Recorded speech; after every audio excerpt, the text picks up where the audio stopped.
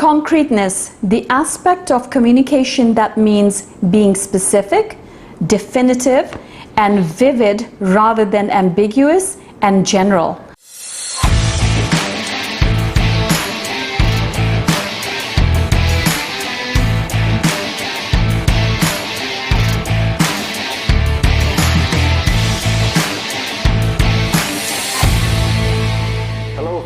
Grandison Shines here with Seduire International, and welcome to this mastermind discussion.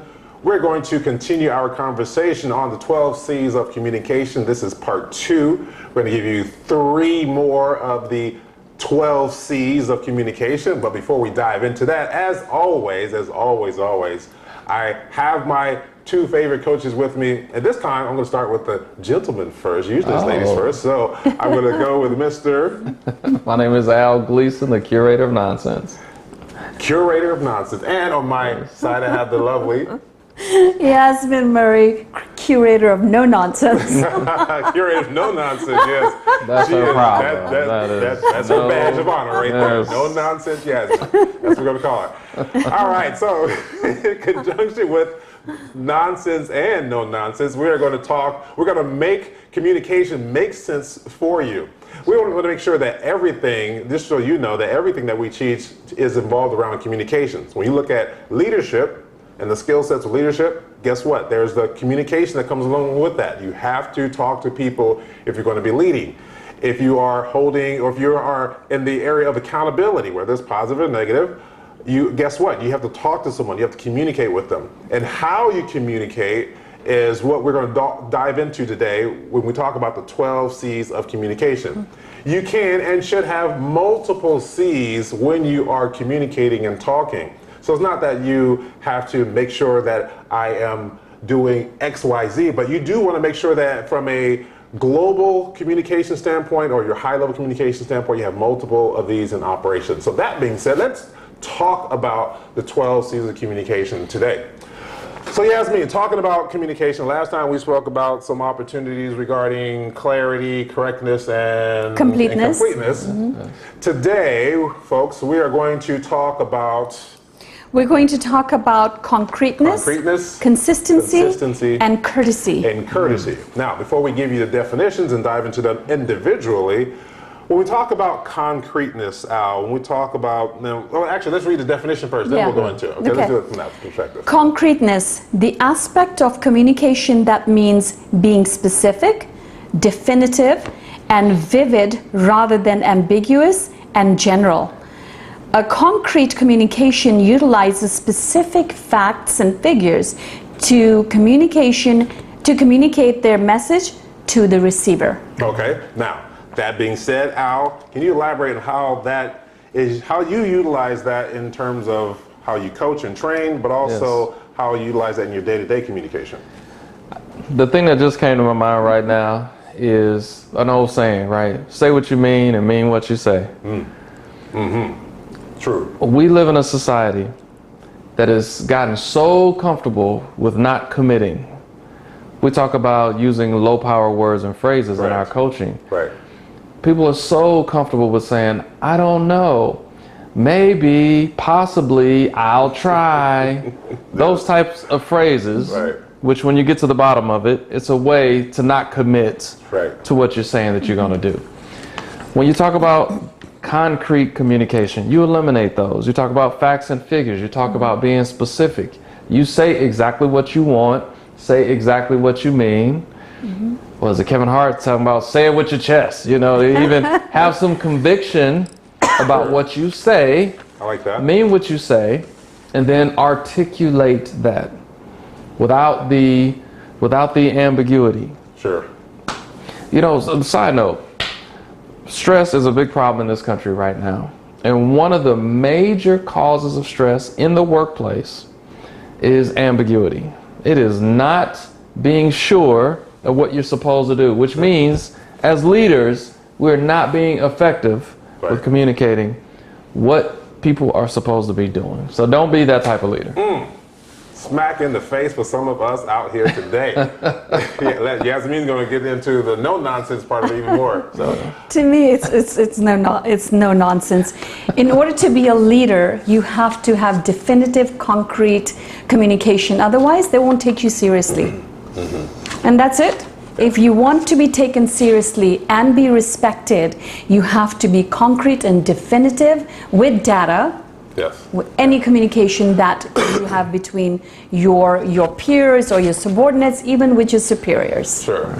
And that's something that leaders have to learn how to do, is even if you're not the analytical type, learn how to use data to further prove your point and to make your conversation more concrete. Data is extremely important. Utilizing information as a conglomerate to explain a certain notion of whatever the thing is that you're talking about, extremely important. But being vivid in your conversation, being sure and committed is of the utmost importance, and that sets the tone for your reputation and your brand as a leader. You are going to develop both of those. You're going to either develop it by default, which most leaders do. I'd say a good over 80%. Then there are some that do this intentionally and intentionally communicate with the vibrance and the vividness that comes along with it. They intentionally communicate with purpose and commitment and intention, and being definitive in your speech. Absolutely important. I would also add to that too. We talk about being vivid. Don't be afraid, or maybe I should say it this way. Don't fall into the trap of assuming that people understand what you mean. If you're vivid, very true, you eliminate the possibility of people using their imagination to fill in the gaps, because you do it for them. That's part of that. We talk about concrete, foundational, make sure it's solid. Give the information that people need to be effective. Don't give them just a little bit. Don't assume that they know what you're talking about, even if they should know. If you make that assumption, it's going to come back and bite you. You know, it's like giving an example. You go for surgery and your doctor tells you, maybe this might turn out okay. I am not sure. I cannot be definitive. Possibly. Possibly this surgery will fix your issue. How would you feel about that? I'm going to another doctor. No questions asked. That's right. Absolutely. That's right. Yeah. I'm going to take some aspirin and keep stepping. We have to have Put some tussin on it. I mean, that was very true. Well, exactly. Or your car has a problem and you take it to your car doctor, same thing. Well, maybe this will cost you $10,000 or maybe $5,000. I will let you know after I finish it. Really? Would you take your car sounds there? Like an experiment. Did you just say car doctor? Yes. Car doctor, yes. Just say car doctor. Car doctor, that's right. All right. And it sounds like an experiment, so think about it like that. In an experiment, you're not sure. You're not sure how the results are going to turn out. That's why you're doing this, to find out what will actually happen. Well, communication, you do not want to be experimental. You want to be concrete, you want to be vivid, you want to make sure you're definite, and making sure that you say what you mean, that you mean what you say. And we talk about responsibility and accountability a lot. And when you are concrete, you are holding yourself accountable for the results. And people will trust you more when you're concrete and hold yourself accountable. Do remember, this is part of your brand, your leadership brand, and your leadership reputation that you are going to create, either by default or intention. Let's talk about point number 2. And integrity. And integrity, absolutely. Integrity, yes. Consistency. Conformity in the application of your communication, typically that which is necessary for the sake of logic, accuracy, or fairness when communicating to others. Okay. Al, you want to elaborate on that one? This one I think it's important, because when we talk about communication, it is a sender and a receiver and a message. If you are consistent, if you establish protocols, if you establish a way to communicate whatever needs to be communicated, then it has the opportunity to be much more effective. If somebody knows this is at X level of importance, so this is always via email or this is always via phone call, versus that thing right there, which just goes on the forum and whoever gets to it, they'll get to it.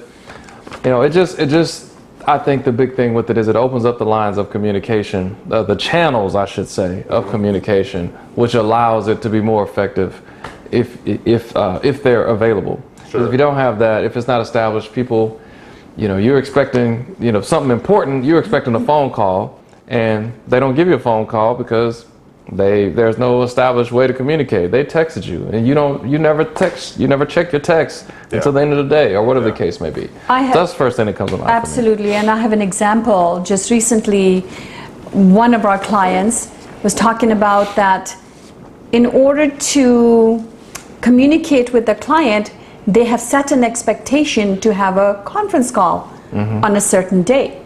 Now, say for instance, you have a conference call with your client every Tuesday and you are to give them an update. What happens when the call happens and there is no update? Consistency. Their expectation is that you're going to give them an update and you get every time and you get on the call and say, well, I don't have any updates for you. It's the same as it was last week. How would the customer or your client think about you? Where is now that respect that you've already built, your credibility, your accountability? So consistency, like you said, when you set an expectation, you have to live up to it in order to be consistent. That's all I gotta say. One of the bigger pet peeves that I have is how when someone comes to me and, let's say the same person comes to me and communicates this way, and then they start to communicate a different way, even for the same instance, or even something that may be ancillary, that may be different. However, not understanding what type of conversation we're going to have regarding this thing is taxing to me, meaning that now I have to figure out, because of the inconsistency, how we're going to framework this conversation. Well, as a leader, we should approach our subordinates, our colleagues, our superiors, in a way that is consistent, so they know that when you come to them, you're going to talk, say, for instance, in the complete communication technique, who, what, why, where, when, how. Let's say I do that for my superior, but then when I talk to my subordinates, I'm just throwing out simple commands, and they have to keep coming back to me. Well, that's inconsistent. Talk to your superior in who, what, why, where, when, how. Talk to your colleague in who, what, why, where, when, how. Talk to your subordinate the same way. Inconsistencies in conversation leaves holes, leaves thought process that people might not be able to fully understand, or fill in unknown information with imagination, those things that we do not want people to do. But not communicating, and you may say, well, isn't that predictability too? Well, predictability is, from my standpoint, that I know that when you come to me, you're going to talk in that way. So I'm being consistent in how I am delivering it to you. So there's the difference between the two. So consistency, making sure that you communicate the same way. You show up the same way with gravitas and confidence, but then the next meeting, you show up and you're very timid and subdued. No, let's be consistent in how we have our verbal and nonverbal communication. If I show up with gravitas, I'm walking with confidence, I walk in there, do it all the time. Not only sometimes. If you meet with your superiors, meet the same way. It's not that you have to have your energy way above theirs, but still come in with confidence, still come in with the correct and complete communication that you could and should be utilizing every single time you approach them. And Grandison is not just only in communication, it's the way you dress, the way you walk, the way you talk. It's absolutely every aspect verbal of and nonverbal communication. Exactly. And I'll give you a couple of more examples. Those of you who have families, when you're raising kids, you have certain guidelines, certain expectations. Say, for instance, you expect your kids to do their homework by a certain amount of time before dinner. Now, what happens when the homework is not done? The child already knows what's going to happen, but if you don't follow up and follow through, sometimes you punish them, sometimes you don't. Guess what happens? There's lack of consistency. The child will then say, you know what? If I don't do my homework, nothing's going to happen, because at times mom or dad doesn't do anything depending on the mood they're in. They're tired, they're not going to punish me. They're not happy, they're not going to punish me. They're upset at somebody else, I'll get punished as well. So it's, but I've seen it. Yes. So consistency is in every aspect of your day-to-day life, not only at work, but also in your personal life. When you're consistent, you're always consistent and predictable, because everyone knows what you're going to do when this doesn't happen. Right. If A, B, C does not happen, you are going to do C, D, E, or just C or D, because you're consistent. There you go. You want to add to that? Something else I would add to that is, I think it's important to have team meetings, for example, Correct. that you do on a weekly basis. Correct. And then you have an agenda that you follow for those meetings, Right. so that the flow of communication is consistent. Yep. It comes out the same way. Good point. And something that happens with that, there's this routine, right? This flow that happens, because in this forum, you know, you got to show up at this time, and this is what's going to be talked about. Right. So even if somebody is not thinking about it, when they are faced with the agenda, with the pattern, that I need to communicate this thing, Right. you know, so it also, that consistency can also help with that flow of communication from that perspective Sure. as well. Yeah. Yeah. And one more thing, when we set up meetings or any kind of communication, we set a time. Show up at that time or earlier. You constantly late, consistently late, you're setting a bad example for your team, and they'll say, well, he or she is late. Oh, they're always late. Right. They're always late. Then it becomes always, like you say, a very definitive, because 9 out of 10 times you're late. You're consistently late. Yeah. And that's a bad way to create your reputation.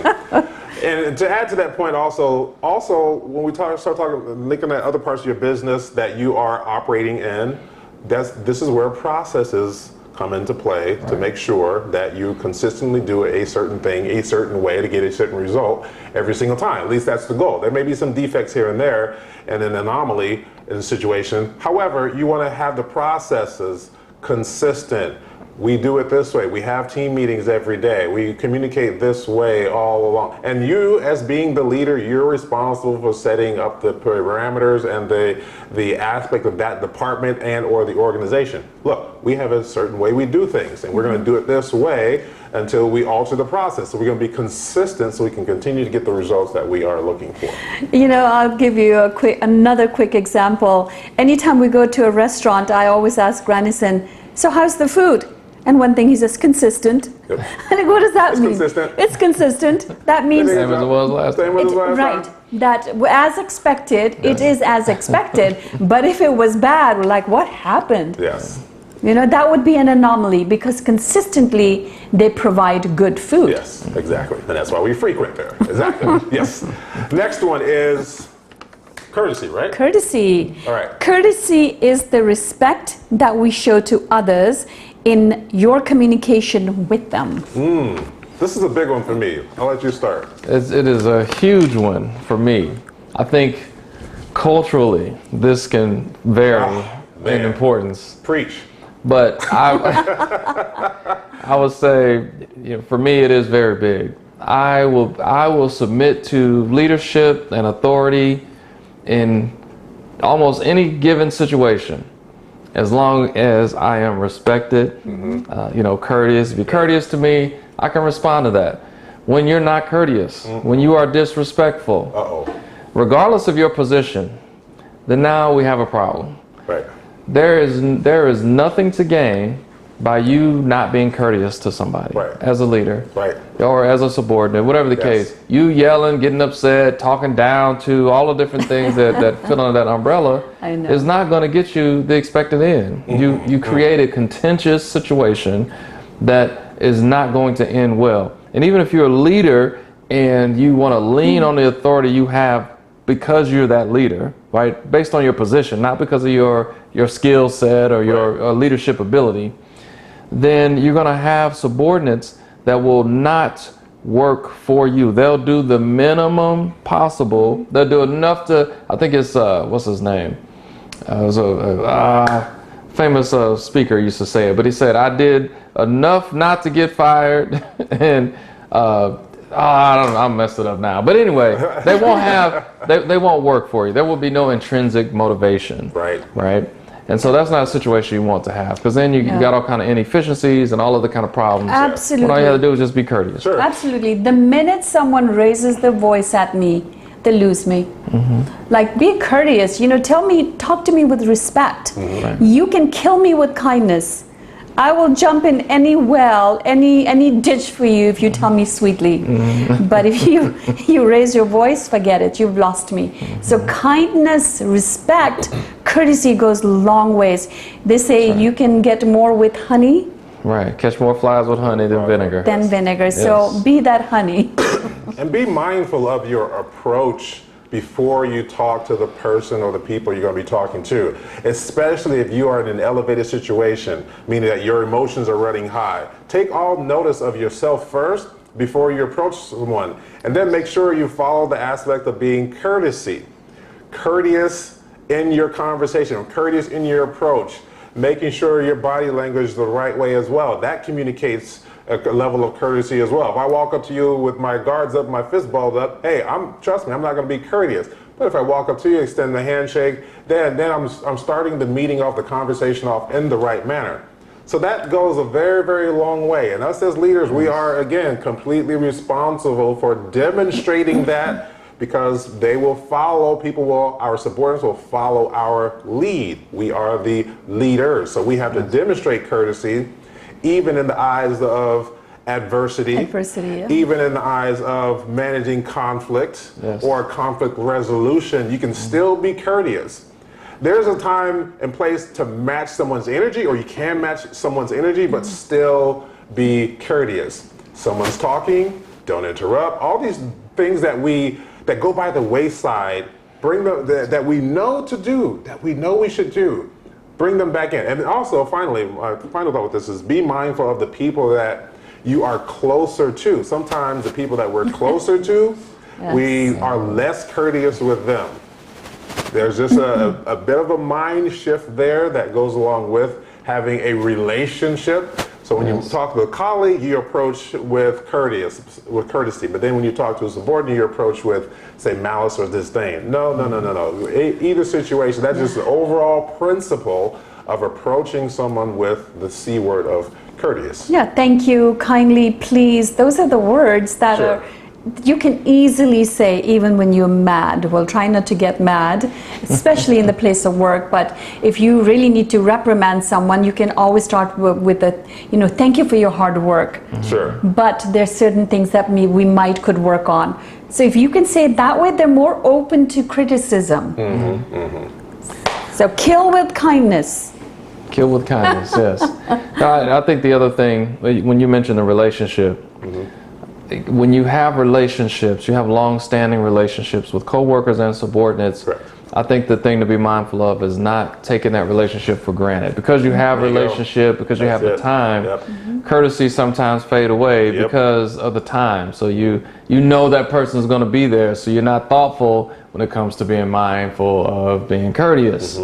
And I think that's the thing. You don't want to get. My mom used to always say, you don't ever want to get too comfortable with anybody, right? Meaning you stop doing the things that you should be doing based on the fact that you have a relationship. And that can carry over to the professional relationship as well. I mean, that's what I'm saying. Yeah, my point is a person on a emphasizing that, hey, keep it there. It's not. It doesn't have to fall by the wayside. Yeah, you let your guard down and you're vulnerable, and so is the other person. As you get closer to another person, you know their vulnerabilities. That doesn't mean you take advantage of it. You still need to be courteous and kind. And if you ever have an opportunity to deal with me personally, we're conversing, we're talking, I'm coaching and training, whatever. There's an old adage of the courtesy call. If you're going to be late, that's one of my pet peeves, or if you are going to be a no-show and you don't let me know, I would suggest, I'm letting you know right now, pick up the phone and give me a courtesy call or a courtesy text if you have even less time. But be courteous in that manner, because you are creating a reputation, you are creating a brand, and you will diminish your reputation, especially in my eyes, if you operate in that way and do not provide that as a courtesy towards me or the people you're a person you're dealing with. Credibility as well. And credibility, your absolutely. Reputation. The word is like nada there. So that's all wrapped up in your reputation. Any final thoughts on that? What were we talking To about me, today? well, like I said, All three Cs? to me, concrete is being concrete and courteous. Very, very, very important, especially in corporate, in day-to-day life, every aspect of your interaction with people. You have to be concrete to make sure there's no ambiguity and there is nothing left to imagination. Yes. And then courtesy, of course. Everyone has, the time is important, their integrity, their word. To me, that means a lot. Absolutely. It holds a lot of value. Yes. Yeah, I agree. I think it's what was the saying? The golden rule. We used to say, right? Do unto others as you would have them do unto you. Right. And I think being mindful of that in communication is important. Yes. Would you want to know all the details? Of course you would. Would you want definites if somebody's communicating to you? Yes. So reflect that, right? What you would want, give that to other people. You know, be mindful of that. You want them to be effective, be mindful of them so that they can be effective. And there you have it, the 3 C's of communication, part 2. The final words again being consistency, being concrete, and being courteous. Not necessarily in that order, but making sure that we operate effectively. So now you have the information that you can utilize right away. There's no time to wait in order to utilize these 3 C's in this portion of our mastermind communication. I'm Grandison Shines. I am here with Yasmin Murray and Al Gleason, the curator of nonsense. Until next time, folks, thank you very much.